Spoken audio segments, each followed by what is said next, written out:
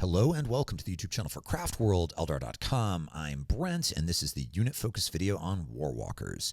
In these unit focus videos, I talk about what the unit is, its role on the table, obstacles to using it effectively, and how best to play around those obstacles. I also comment on loadout options, what I think is most efficient, and I generally address how competitive the unit is in serious play or in tournament-oriented play. So that's what we're going to do with War Walkers. And we'll just start with the role on the table.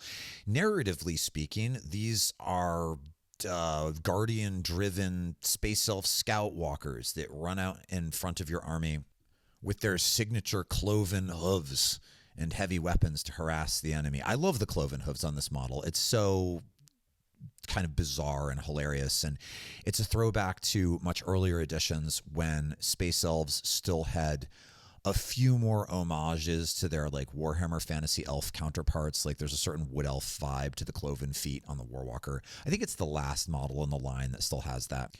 And I know that some people feel that this model is a little dated. I don't. I actually think they look really cool. I like the cloven feet. So from a narrative perspective, that's what they are. They're these like speedy scout walkers that advance, deploy, and harass the enemy. From an actual tactical perspective on the game in terms of the rules, it's complicated. And I think that the reason that we're not seeing more War Walkers in competitive play, they do sometimes show up in lists that like finish in the top 3 in GTs. It is clearly a competitively viable unit. There's tournament data to back this up, but they're not a go-to pick. And I think in part because it's just not clear exactly what they're supposed to do. All of the things that they do, it sort of appears at first blush like there's something that does a similar task more efficiently for fewer points. And maybe what War Walkers have going for them is they multi-class into doing a bunch of these things. So for example, they bring a little bit of extra heavy weapons firepower to the table at an affordable price point. 85 points, you get 2 Space Elf heavy weapons. That's pretty good. They're pretty quick with a 9-inch scout move and a 10-inch move, and they do have battle focus, so they can use Swift as the Wind to get a 12-inch move, or in a War Host, a 13-inch move. They're reasonably durable for their points with toughness 7, a 3-up save, 6 wounds, and a 5-up invulnerable save. They no longer have the -1 to wound that they had during the index days that made them just amazingly durable, but they're a little bit cheaper to reflect that. But I think some people look at this and they look at the heavy weapons and they say, well, that's nice, but any possible heavy weapon loadout I could put on there, I could find something else to do the job better. If I want to blow up hard targets, I should just get some fire dragons for a few more points. If I want long-range firepower, I should take a unit of Reapers. More shots, more reliable. If I want durability, well, the Warwalker certainly isn't durable enough to stand out in the open, so and nothing really is for Space Elves, but I'm not going to buy it for that reason.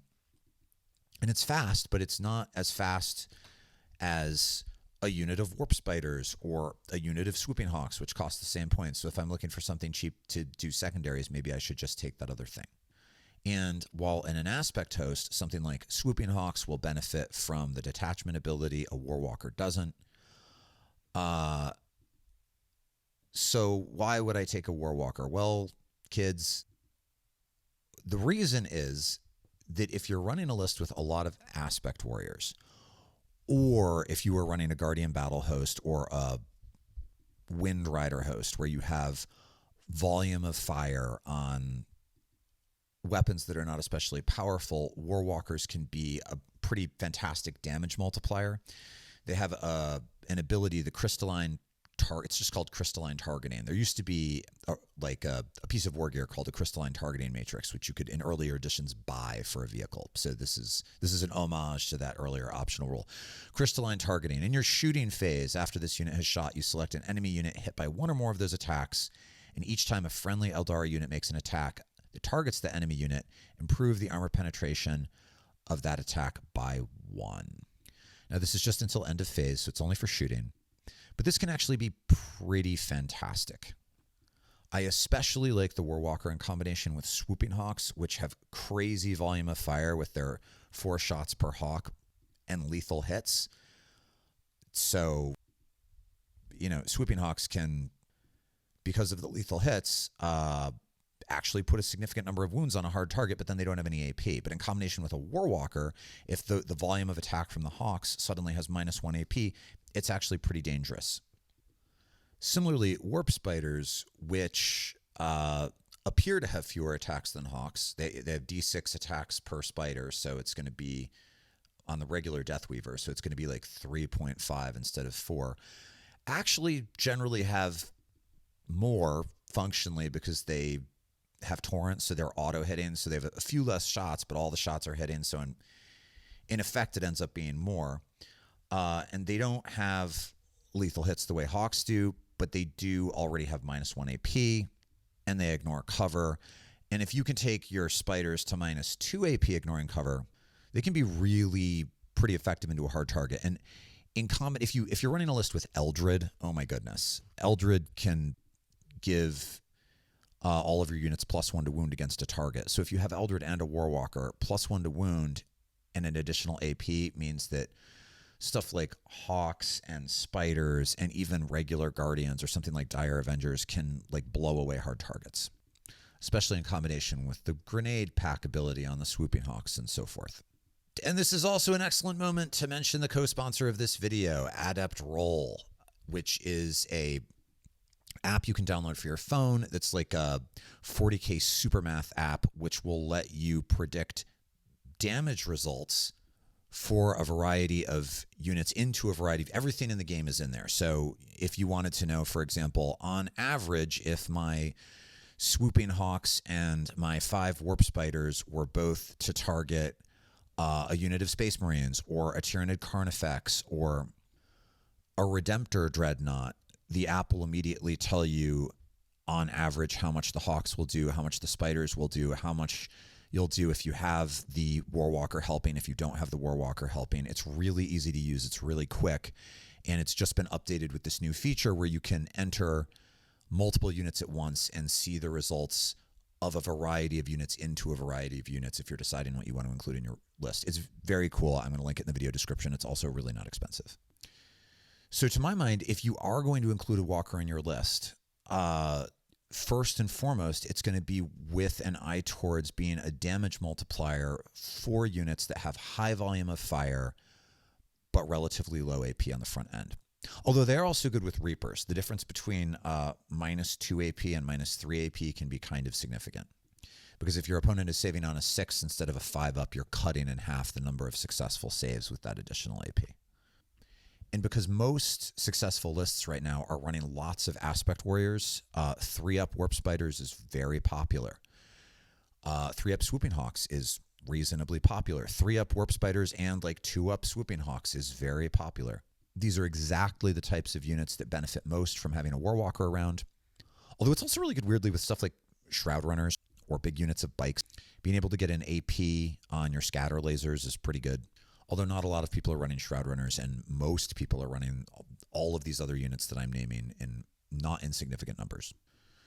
So it's maybe not enough in and of itself on its own entirely, but 85 points for a Warwalker. You're essentially replacing one squad of Aspect Warriors with this Warwalker who's going to enhance the damage from the other Aspect Warriors and make them more effective, especially into harder targets. And because generally I think we're including the Warwalker with an eye towards enhancing damage into specifically harder targets for those volume of fire options, you want to pick a loadout that is particularly good into hard targets, but also has pretty good range to reach out and touch them. But also you want to make sure you actually hit the thing. So people who are running Warwalkers, the typical thing is to run them with 2 Bright Lances because Bright Lances are really good. I am going to suggest something that not everybody is going to agree with. I really like on my Warwalkers, I generally only run 1. I do have some lists with 2. I like a Bright Lance Star Cannon. It guarantees you're going to hit the thing, and the Star Cannon doesn't have the strength 12, and it's 2 damage instead of D6 plus 2. But you're probably not going to whiff on 3 dice, but you can whiff on 2. And sometimes it even feels okay to like shoot one thing with your Bright Lance and something else with the Star Cannon, and the thing you're shooting with the Star Cannon is the thing that you're probably going to want to use crystalline targeting on. it's totally fine to just take 2 Bright Lances.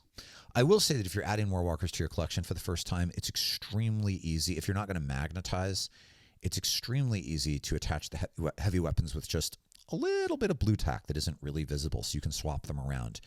Please do not attach fixed weapons to your War Walkers. You want to be able to swap them around depending on your list and the addition and whatever else changes. I'm not a huge fan of the Shuriken Cannon or the Scatter Laser, partially because generally what you're doing is you're juicing the damage into harder targets, and the Scatter Laser is for light infantry, and the Shuriken Cannon is for Space Marines. And honestly, a Star Cannon kills Space Marines about as well as a Shuriken Cannon anyway, and it has better range. And if you're a regular at the channel, you know that I have a personal distaste for the Aeldari missile launcher. The only time I'm okay with it is on the Dark Reaper Exarch. And even then, I often prefer the Reaper launcher because if I'm targeting something that needs flat 3 damage to die, I like knowing that if I get the damage through, I have a 100% chance of killing the target, not a 2 out of 3 chance of killing the target. So I think you either want 2 Bright Lances or a Bright Lance and a Star Cannon. But you do you. It's also worth pointing out that the other roles that I mentioned earlier in the video that War Walkers can perform are also important. You're not the damage multiplier isn't the only reason to play the unit. It really is at 85 points, very affordable. It's the same as 5 Swooping Hawks, and the same sorts of things that you would want to do with Hawks in some games. You might sacrifice them to score secondary points. You might move block with them. The War Walker can do that stuff. Also, although the Walker's not durable, it's more durable than 5 Swooping Hawks into most kinds of fire. It would be nice if it were T8, but T7 is good. The 3-up with the 5-up invuln is solid. And if you're playing it on a flank, partially in cover, like not right on top of the opponent, but like sort of popping out to give fire support to Hawks and Spiders and maybe Reapers, it's probably not absorbing like crazy enemy fire. It does have battle focus, so you can also fade back with it. And sometimes you don't really have targets for fade back, and it's possible to use it on something like a Walker if it gets dinged. Fade back is the battle focus ability that lets you move a non-Titanic unit that's just been hit by an enemy shooting attack d6 plus 1 inches. So sometimes you can nudge something like a Walker back behind obscuring terrain. And if you're grabbing in the later part of the game, if your Walker is still alive in the mid to late game, jumping on midfield objectives with it, often it really is durable enough to hold those objectives in the late game. More so than a unit of Aspect Warriors, especially the light armor type Aspect Warriors like Howling Banshees that can pretty easily just be wiped off the board by a unit of Space Marines shooting them with conventional bolters, right? That's not going to happen to your War Walker. It's also worth noting that War Walkers do have the vehicle keyword, which means they're eligible for the Star Engine's Agile Maneuver, which is the one, you can only use it on vehicles. When you make a normal move with the vehicle, you can add d6 plus 1 to the move characteristic, and it's still a normal move. It's not an advanced move, so your War Walker could move 10 plus d6 plus 1, still fire with its heavy weapons, and then if you have a point, you could do an Agile Maneuver fade back move later if you needed to, after getting dinged. And if you take into account the Star Engines, which I think you can usually find the Battle Focus token for, they're really not significantly slower than some of your other speedy options. I mean, nothing's as fast as Warp Spiders, but the Walker's pretty quick, and the fact that it can make the scout move before the game even begins means it doesn't take up space in your own backfield. And I really like having some stuff in my list that doesn't eat up space in my deployment zone, where I can position it where I know that I'll be able to move it out of my deployment zone before the game begins, but still keep it out of line of sight. It's not using up the footprint of line of sight blocking terrain that I need to make good use of in my own backfield. That's helpful. But also, you may want to consider starting your War Walker in reserve and bringing it in on a board edge to provide that fire support the turn that you do it, and either turn 2 or turn 3, which is probably when you're going to be using. You're generally not, unless your opponent gets first turn and is bearing down on you hard, And if you look at your opponent's list and you think that's what they're going to do, then you don't put your Warwalker into reserve. But against an opponent who's really going to hang back, probably not. You're not going to be doing a lot of shooting with your Hawks and Spiders on turn 1 anyway, and so having a Warwalker in reserve can be useful. You can then just put it on the board wherever you need it. But on the other hand, if you can move it to the center of, more or less the center of the table, but out of line of sight, especially on a long rectangular map, the ability to use star engines to move to one flank or the other on turn 2 or 3 can give it the maneuverability it needs to like pick a flank and commit. So either when you deploy it, you're either starting in your deployment zone. It's fine for it to be out in the open because it's going to make that scout move somewhere where it can get behind terrain in the middle of the board before the game begins, so it's safe. Or you start it in reserve, and I think you tend to start it in reserve against enemy lists that are going to want to hang back and shoot, and you start it on the board against enemy lists that are going to play a little bit more aggressively, or that will forever, for whatever reason, call upon you to play a little bit more aggressively. Or certainly against an enemy list that's mostly melee oriented, you want to start it on the table. Also, the fact that it has the vehicle keyword means that it's also tank shock. You can use tank shock. The Warwalker is toughness 7, so you can charge something and have 7 dice to roll trying to get 5s to throw some mortal wounds on something. It doesn't come up a lot, but it's sometimes people forget about tank shock. It's actually pretty good.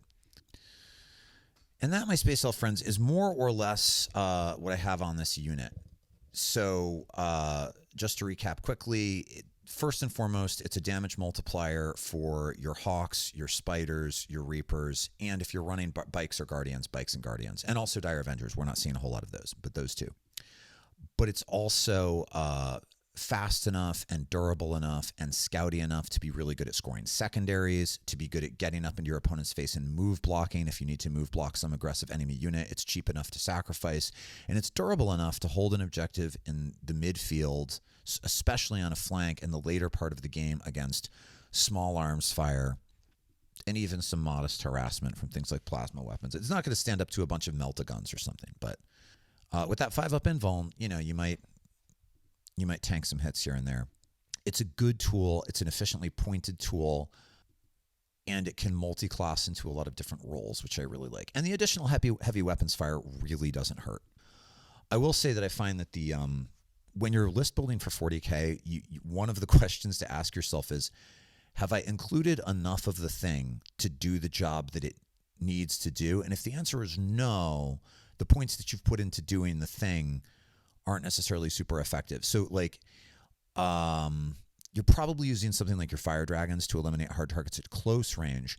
Your Warwalker can help other units multi-class into doing that, but like the Bright Lance or the 2 Bright Lances on the Warwalker, killing stuff at range, like range that your Fire Dragons can't hit, in order to really consider that a merit of having the Warwalker in your list, you need a bunch of other stuff that could also contribute Bright Lance fire to achieving that goal. In this way, it has kind of okay synergy with something like Dark Reapers. It has really good synergy with Dark Reapers and Malganrod jumping out of a Falcon, where it gives the Reapers rerolls to hit, and then if the Warwalker is giving them extra AP, they're like pretty sick. But they don't need a Warwalker to be good. I need to make a video about that weird combo that I was kind of late to figuring out is good. But the point is, Warwalkers are solid. If you have some in your collection that you haven't been playing with, I would strongly suggest giving them a try. It's not hard to fit one in a list. You just swap out one of your units of Hawks or a unit of Banshees, and maybe occasionally experiment with putting it into your reserve. And don't give up on it if it's not like great for you the first time you use it. Every squad of Aspect Warriors that you have in your list isn't some like MVP in every game you play. What I generally find is if I do run a Walker, there are games where it's really clutch and there are games where it's fine, but I'm never sorry that I have it, in the same way that I never like regret that extra squad of Hawks or something. If you have your own thoughts about how to use Warwalkers effectively, please leave those in the comments below. I didn't really talk about how to play around obstacles to using it effectively. The only obstacle to using a Warwalker effectively is foolishness. Don't assume that it's more durable than it really is just because it's a vehicle, and don't think that the heavy weapons fire that it brings to the table is going to be a real game changer. Like, look out, opponent I have some Bright Lances on this War Walker, and we're going to shoot you because you're going to miss with one maybe and fail to wound with the other. They're going to tank their invuln. It's not some like incredible target elimination tool. So just don't overestimate its conventional merits. Its real value is a little bit more subtle. So that's what I've got. If you want to help out the algorithm by saying hello, that would be great.